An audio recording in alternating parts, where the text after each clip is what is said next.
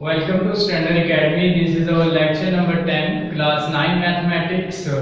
Now, today we are going to discuss the review exercise of chapter 1. So, let me start from question number 3. Given that two matrices are equal, though equal matrices हैं, so we have to find here A and B, the value of A and B.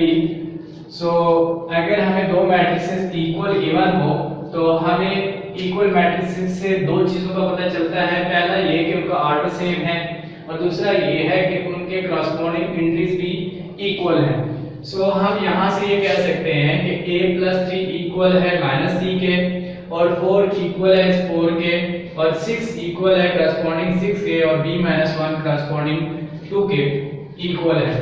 सो हम start करते हैं comparing से। comparing the entries of equal matrices। अगर equal matrices की entries को compare किया जाए, सो यहाँ से हमें a + 3 किसके बराबर आएगा? -3 के। सो a + 3 which is equal to -3, equation number 1। और 4 इक्वल होता है 4 के, इसको कंपेयर करने की जरूरत नहीं है। और 6 भी इसी तरह 6 के बराबर होता है, तो इसको कंपेयर करने की जरूरत नहीं है। सो हम इस वेरिएबल को, चूंकि हमें b की वैल्यू फाइंड करनी है, तो हम b को कंपेयर करेंगे। b - 1 की कॉरस्पॉन्डिंग एंट्री है हमारे पास 2, ये इक्वेशन बन जाएगी 2। सो हमें पढ़ा था अगर लीनियर इक्वेशन हो और लीनियर इक्वेशंस से अगर एक वेरिएबल हो तो हम आसानी से वेरिएबल की वैल्यू निकाल सकते हैं। फ्रॉम इक्वेशन 1 सबसे पहले हम सॉल्व करेंगे इक्वेशन 1 को। फ्रॉम इक्वेशन 1 सो हमारे पास ये बनेगा a + 3 which is equal to -3। अगर -3 को हम दूसरी साइड पे शिफ्ट करेंगे तो ये -3 बन जाएगा। सो हमारे पास नेक्स्ट -3 - 6 होता है। सो ये हमारे पास a की वैल्यू है, a = -6। अब हमें b की वैल्यू फाइंड करनी है। फ्रॉम इक्वेशन 2 अगर इक्वेशन 2 को सॉल्व करेंगे, फ्रॉम इक्वेशन 2 अगर इक्वेशन 2 को सॉल्व करें, वो हमारे पास है b - 1 which is equal to 2। और अगर -1 को हम दूसरी साइड पे शिफ्ट करेंगे तो ये बन जाएगा हमारे पास +1 b which is equal to 3। a और b की वैल्यू जो कि हमें फाइंड करनी थी वो हमने फाइंड कर ली है। अब अगर a और b की वैल्यू हम गिवन मैट्रिक्स में पुट करें तो हम इसको वेरीफाई कर सकते हैं कि a और b की वैल्यू करेक्ट है या नहीं। So we have to put the value of a and b in given matrix. Putting values of a and b in given equal matrices so जब हम a और b की value इस equal matrix में put करेंगे तो हमारे पास required verification आ जाएगी कि आया ये वैल्यूज हमने जो निकाली हैं ये दुरुस्त हैं या नहीं। सो a की वैल्यू हमारे पास -6 है, b की वैल्यू 3 है, हम इसमें पुट करने लगे हैं। a की जगह -6 पुट करेंगे, 6 + 3 4 will remain same and then 6। b की वैल्यू हमारे पास +3 है, सो 3 - 1 एंड देन हमारे पास वैल्यू बनती है -3 4 6 2।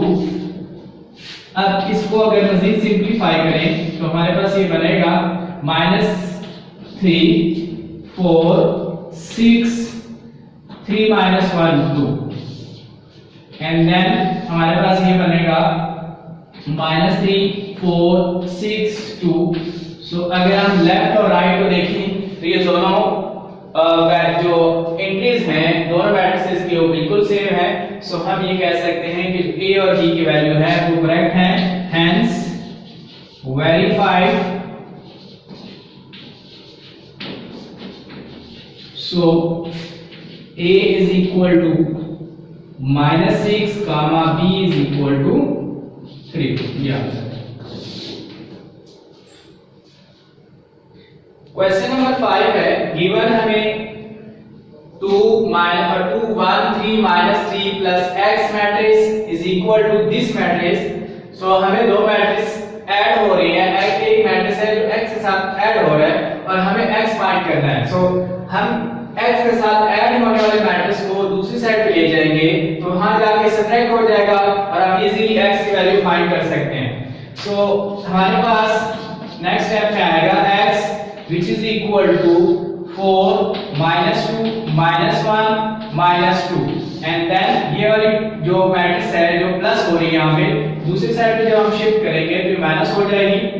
2 1 3 minus 3 हमारे पास x की वैल्यू आ जाएगी simply 4 minus 2 minus 2 minus 1 minus 1 minus 3 minus 2 minus minus plus 3 आएगा और यहाँ पे हमारे पास 4 minus 2 होगा और ये minus 3 बन जाएगा minus 4 और ये बड़ी टर्म में से छोटी टर्म निकालेंगे साइन बड़ी टर्म के तो हमारे पास 1। ये हमारे पास वो रिक्वायर्ड मैट्रिक्स है जो हमने फाइंड आउट करनी है। इसी सवाल को एक और मैट्रिक्स से भी किया जा सकता है और अगर हम x को लेट कर लें कि x is equal to a b c d so हम यहां से वैल्यूज फाइंड कर सकते हैं। अब x को हम अगर a b c d let करते हैं हमारे पास क्या आएगा 2 1 3 -3 plus a b c d और ये इक्वल होता है 4 -2 -1 -2। अब अगर इन दोनों मैट्रिसेस को ऐड कर दिया जाए हमारे पास क्या बनेगा 2 plus a 1 plus b 3 plus c और -3 plus d which is equal to 4 -2 -1 -2। अब ये दो इक्वल मैट्रिसेस बन गई हैं।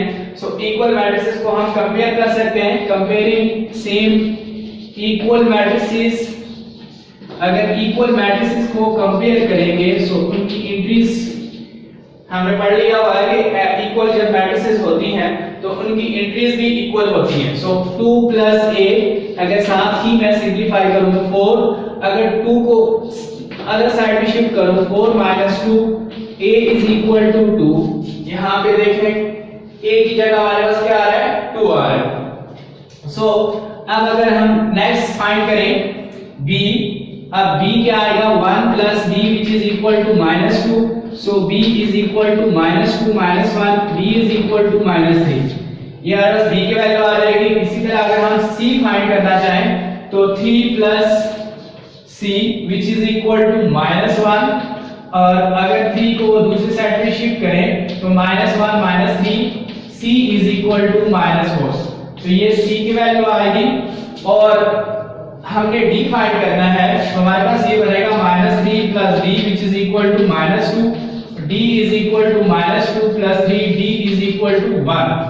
अब यही अगर a b c d की वैल्यू जो हम मैट्रिक्स x लेट किया हुआ है अगर उसमें सब्स्टिट्यूट कर दें तो हमारे पास x की वैल्यू आ जाएगी। Putting a b c d in x अगर x में पुट करेंगे तो a की वैल्यू हमारे पास क्या है 2 b की वैल्यू क्या है -3 c की वैल्यू हमारे पास है -4 और d की वैल्यू है हमारे पास 1। अगर यहां से वैल्यू देखें और यहां से वैल्यू देखें हमारे पास सेम है 2 -3 -4 1। सो इन दोनों मेथड से इस क्वेश्चन को किया जा सकता है। जो मेथड स्टूडेंट आपको आसान लगे उसको आप फॉलो करें। क्वेश्चन नंबर 7 पार्ट 2 में गिवन है कि ए मैट्रिक्स है बी मैट्रिक्स है और ए बी होल इनवर्स वो इक्वल होता है बी इनवर्स ए इनवर्स के। तो हमें ये शो करना है कि left hand side right hand side के बराबर है। ये हम पहले कर चुके हैं लेकिन वीडियो का कुछ पार्ट मिस हो गया था तो इसको मैं रिव्यू एक्सरसाइज में आप लोगों के लिए दोबारा कर रहा हूं। सो आप लोग इसको देखें और एक्सरसाइज आई थिंक सो 1.5 में इस तरह का क्वेश्चन है, लास्ट क्वेश्चन है तो उसमें आप लोगों ने सेम इसी मेथड को फॉलो करना है जो इस क्वेश्चन नंबर 7 के पार्ट 2 में किया जा रहा है। सबसे पहले हम लेफ्ट हैंड साइड कंसीडर करेंगे, consider left hand side which is AB whole inverse. So AB whole inverse को फाइंड करने के लिए सबसे पहले मुझे AB फाइंड होना चाहिए। सो AB फाइंड करेंगे। सो AB की मल्टीप्लिकेशन करूंगा 3 2 1 -1 multiply by 2 4 -3 -5। So multiplication first row first column 3 multiply by 2 plus 2 multiply by -3 and then 3 multiply by 4 plus 2 multiply by -5। उसके बाद हम मल्टीप्लाई करेंगे 1 multiply by 2 plus -1 multiply by -3 1 multiply by 4 plus -1 multiply by -5। अब AB is equal to 3 2s are 6 2 3s are 6 -6 3 4s are 12 2 5s are 10 and then 2 1s are 2 minus plus 3 1s are 3। उसके बाद है 4 1s are 4 minus plus 5। ये हमारे पास वो value है जिसको multiply करने के बाद हमारे पास ये आंसर आया है। और अब इसको हम मजीद सिंपलीफाई करेंगे। AB which is equal to 6 minus 6 0 और हमारे पास 10 ये हमारे पास 2 बनेगा और 2 plus 3 5 और 4 plus 5 9। सो AB की मल्टीप्लिकेशन कैसी हुई? 3 मल्टीप्लाई बाय 2 2 मल्टीप्लाई बाय -3 फिर 3 मल्टीप्लाई बाय 4 और 2 मल्टीप्लाई बाय -5 फिर 1 multiply by 2 -1 multiply by 3 1 multiply by 4 -1 multiply by -5 3 2s are 6 minus 3 2s are 6 3 4s are 12 minus 2 5s are 10 2 1s are 2 minus plus 3 1s are 3 and then 4 1s are 4 plus minus plus and plus 5 1s are 5। Addition करेंगे simply तो हमारे पास AB matrix आ गया। अब AB का inverse find करने के लिए सबसे पहले AB डिटरमिनेंट फाइंड करना है। सो AB डिटरमिनेंट मैट्रिक्स साइन हटा देंगे, डिटरमिनेंट के साइन डालेंगे 0 5 2 9 AB determinant which is equal to 0 multiply by 9 minus 2 multiply by 5 which is equal to AB determinant which is equal to 0 minus 10। so AB is equal to -10 not equal to 0। अगर ये 0 नहीं है तो further solution AB whole inverse find किया जा सकता है। सो AB whole inverse के लिए वन मोर थिंग जो हमें एडजॉइंट ऑफ AB चाहिए। So adjoint of AB which is equal to adjoint of AB matrix। so AB matrix हमारे पास है 0 2 5 9। so adjoint में हम AB की इन दोनों के डायगोनल एलिमेंट्स के प्लेसेस चेंज करेंगे 9 और ये हो जाएगा 0 और इन दोनों के साइन चेंज करेंगे -2 -1। सो ये हमारे पास एडजॉइंट AB आ गया। अब एडजॉइंट AB और A डिटरमिनेंट करेंगे तो AB होल इनवर्स बन जाएगा। AB whole inverse which is equal to adjoint of AB our AB determinant। so adjoint of AB whole inverse adjoint 9 -2 -5 and 0 which is equal to divided by A determinant which is minus। so हम इसको simply ऐसे लिख लेंगे 9 -2 -5 0। मजीद simplify किया जा सकता है लेकिन यहां तक चूंकि हमने लेफ्ट और राइट साइड इक्वल करनी है तो हम कंसीडर कर लेते हैं कि ये हमारी लेफ्ट हैंड साइड का आंसर है। नाउ राइट हैंड साइड हमारे पास है B इनवर्स A इनवर्स। सबसे पहले हम B इनवर्स फाइंड करते हैं। B inverse is what? Adjoint of B और B डिटरमिनेंट। सो B इनवर्स के लिए हमें एडजॉइंट ऑफ B चाहिए और B डिटरमिनेंट चाहिए। सो B डिटरमिनेंट सबसे पहले फाइंड करेंगे। B का डिटरमिनेंट लेंगे तो 2 4 -3 -5, अगर इसको मजीद सिंप्लीफाई करूं तो डिटरमिनेंट इन दोनों को मल्टीप्लाई, डायगोनल एलिमेंट्स को मल्टीप्लाई करेंगे। 2 multiply by -5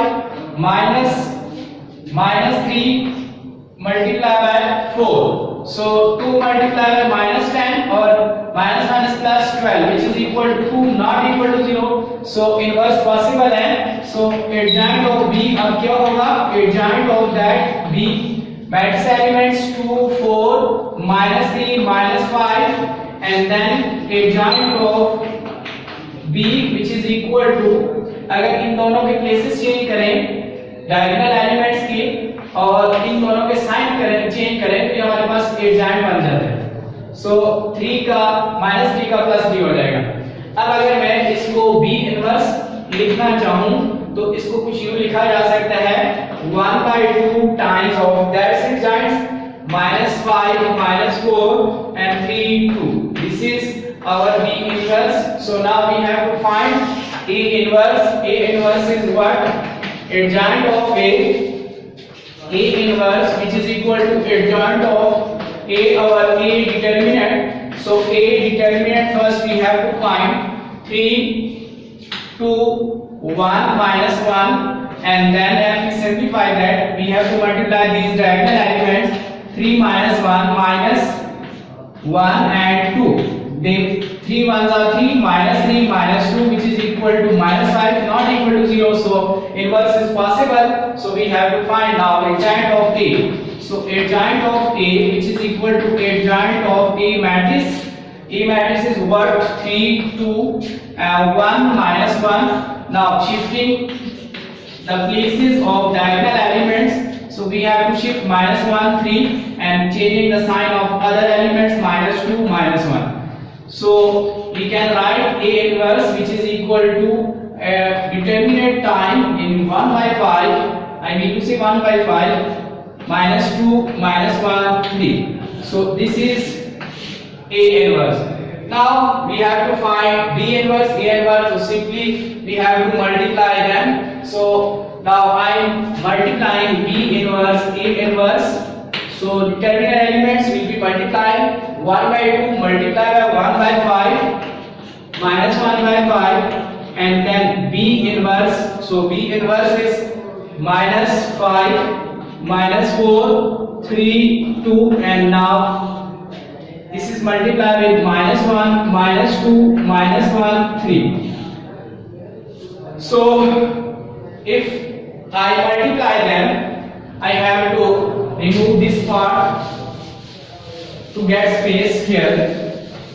now to multiply this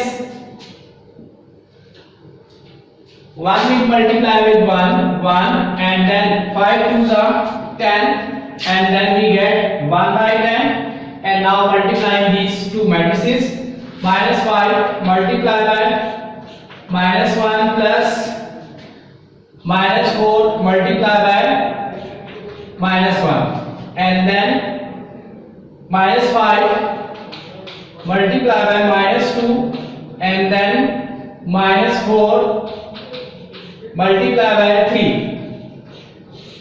so 3 multiplied by -1 plus 2 multiplied by -1 and then 3 multiplied by -2 plus 2 multiplied by 3, so -1/10 which is equal to minus plus 5 minus plus 4 and then 5 2s are 10 minus plus and 3 4s are 12 minus 12 3 1s are 3 and minus 2 3 2s are 6 and plus 6, so we get 1 over 10 5 plus 4 9 minus 10 minus 12 plus 10 which is minus 2 minus 5 and then 6 minus 6 which is 0,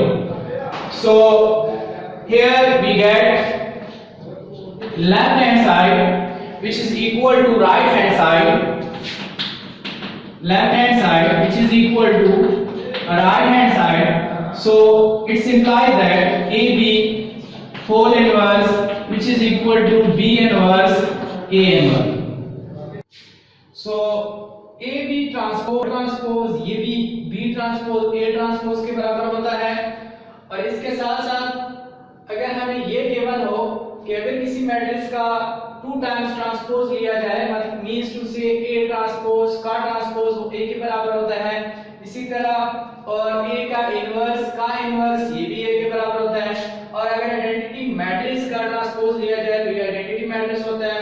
और इसी तरह identity matrix का अगर inverse ले लिया जाए तो ये भी आइडेंटिटी होता है। ये चैप्टर 1 के तमाम एक्सरसाइजेस कंप्लीट कर लिए गए हैं और कुछ सवाल जो स्टूडेंट आप लोगों के लिए छोड़े गए हैं वो आप लोगों ने सॉल्व करने हैं। और इस चैप्टर में से आप बोर्ड के रूल्स के मुताबिक पेपर पैटर्न जो चेंज हो चुका है उसके मुताबिक लॉन्ग क्वेश्चन भी आ सकता है और शॉर्ट क्वेश्चन भी आ सकता है। और इसी तरह एमसीक्यूज के लिए एक्सरसाइज है जो कि मुमकिन एमसीक्यूज थे, और साथ साथ मैं बताता गया हूं तमाम लेक्चर्स को आपने फॉलो करना है। और अगर आपको ये वीडियो सीरीज अच्छी लग रही है तो आप चैनल को सब्सक्राइब करें, शेयर करें और लाइक करें। Thank you.